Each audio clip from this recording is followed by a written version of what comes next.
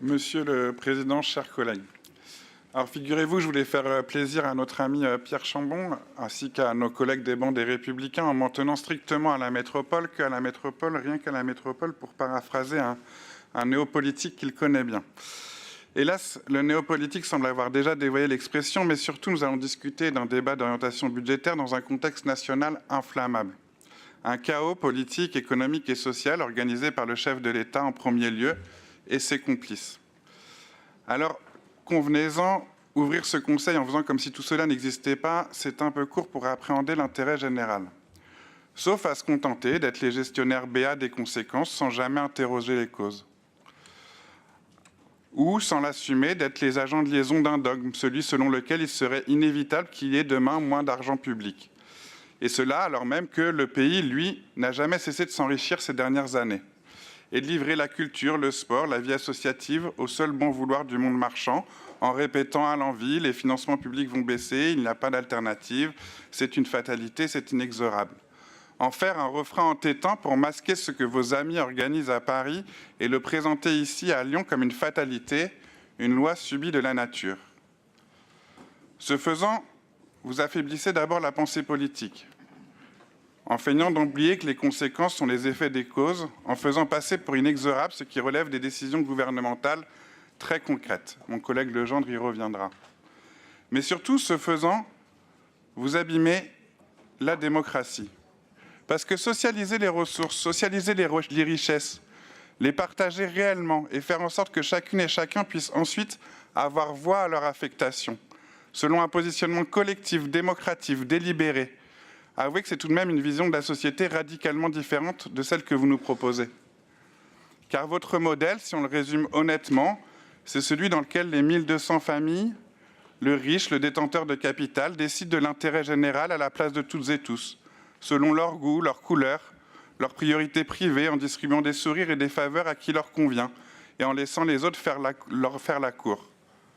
Peut-être même que votre modèle se satisfera bientôt d'un naming pour les casernes de pompiers, pour lequel le Beauvau de la sécurité, je suis désolé de vous le dire, monsieur le ministre, n'a rien réglé. Bref, vous préférez un modèle où le bien commun dépend du bon vouloir des possédants, quand nous défendons un modèle où le bien commun se construit ensemble par la puissance publique et par le peuple. Une seule chose est inexorable, chers collègues, Pablo Neruda nous l'a confié il y a 70 ans, c'est le printemps. Le reste, ce sont des choix. C'est le choix d'Emmanuel Macron de se maintenir au pouvoir alors même qu'il a été désavoué maintes et maintes fois par les urnes. C'est leur choix avec M. Lecornu de nous avoir offert la pire séquence politico-médiatique que cette 5e République ait produite.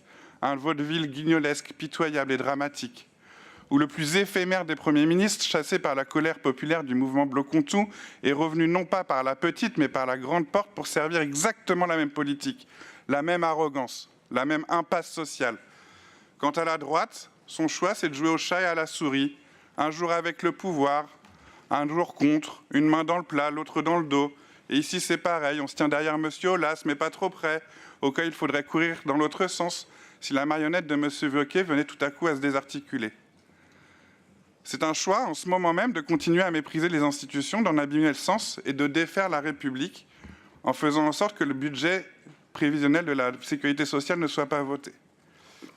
Et en se préparant à faire passer un budget par ordonnance, en maquillant aussi encore, toujours, avec l'aide des fous du roi et de quelques idiots utiles, un simple report de 3 mois d'une réforme des retraites iniques en une prétendue suspension. C'est un choix, et je regrette qu'il ait été celui de nombreuses familles politiques de cet hémicycle, d'avoir voté à Paris un projet de loi de finances de la sécurité sociale d'une indignité sans nom. Celui qui fait porter sur les malades, sur les retraités, sur les femmes seules et sur les enfants le poids des économies de Bercy. On gèle les pensions, on réduit les remboursements de soins, on introduit un contrôle renforcé des arrêts maladie, comme si la maladie était une fraude, comme si les travailleurs malades étaient des suspects en puissance, comme si les conséquences de l'exploitation et de l'épuisement des corps et de la précarité n'étaient pas des réalités sociales, mais des suspicions individuelles à surveiller. En clair, le gouvernement préfère traquer les symptômes de la misère plutôt que les causes. Il contrôle ceux qui produisent de leurs mains la richesse, mais s'interdit de toucher à ceux qui possèdent dans leurs mains les profits records du CAC 40. Et les conséquences, nous les voyons ici, directement dans la métropole de Lyon, dans nos rues, dans nos écoles, dans nos hôpitaux, dans les casernes de pompiers et jusque dans nos foyers. Nous, ici, élus métropolitains, constatons chaque jour l'effet concret de ces décisions parisiennes, la montée de la précarité et de l'effondrement des services publics. Et en premier lieu, celui pour lequel nous devrions nous tenir debout, sans faiblir, parce qu'il dit quelque chose de l'avenir même de notre République, la protection de l'enfance. Depuis 9 mois, 280 de nos enfants sont abandonnés de notre République. Ils vivent dans des tentes, dans les jardins des Chartreux, 9 mois d'errance, de froid, de faim, de peur. Ces jeunes, pratiquement tous mineurs et qui seront reconnus comme tels, dorment dehors, en plein cœur d'une des métropoles les plus puissantes de notre pays. Devant ce drame, le collectif Migrants Croix-Rousse a fait appel aux associations de l'urgence humanitaire. Les 2 jours qu'ont passé sur site, Médecins sans frontières et Utopia 56 confirment l'ampleur de la crise. Le mot d'urgence humanitaire n'est pas exagéré. La santé physique et mentale de ces jeunes est gravement dégradée, les laissant dans une situation de très grande vulnérabilité. Après les canicules et avec l'hiver arrivant, cette situation continuera de se dégrader. Et en face de cela, l'État se tait, la préfecture ne répond pas, les dispositifs d'urgence sont saturés. Les associations suppléent, pallient, colmatent, mais s'épuisent aussi. La métropole a déjà agi dans le passé, oui, nous ne le nions pas, mais il faut le dire. Ces lieux sont des espaces transitoires, ce ne sont pas des protections. Ce ne sont pas des mesures de protection de l'enfance au sens du droit. Ces jeunes devraient bénéficier de la présomption de minorité prévue par le droit international et donc être pris en charge par l'aide sociale à l'enfance. Alors que faisons-nous? Attendons-nous la permission de la préfecture démissionnaire pour agir ou choisissons-nous sans attendre de désobéir à la carence de l'État avant de le mettre face à ses responsabilités? C'est possible, oui, dès demain, avec des mesures concrètes et immédiates. La mise à disposition des logements vacants appartenant à la métropole ou à des bailleurs publics, comme cela a été fait pour les femmes à la rue.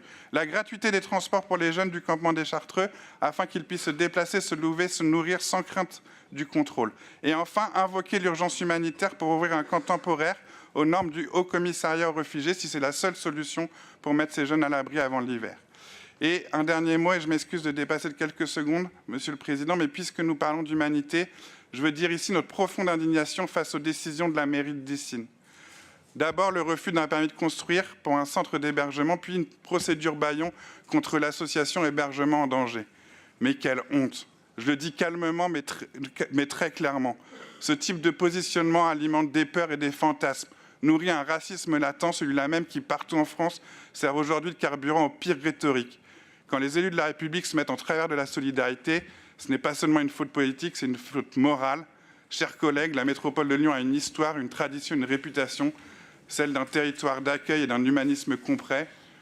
Alors rappelons-le, avec Pablo Neruda, aucune politique de fermeture, aucune peur attisée, aucune indifférence institutionnelle ne pourra empêcher l'humanité de renaître si nous choisissons de la faire vivre. Je vous remercie. La parole est au groupe Voix commune, citoyen éco-socialiste.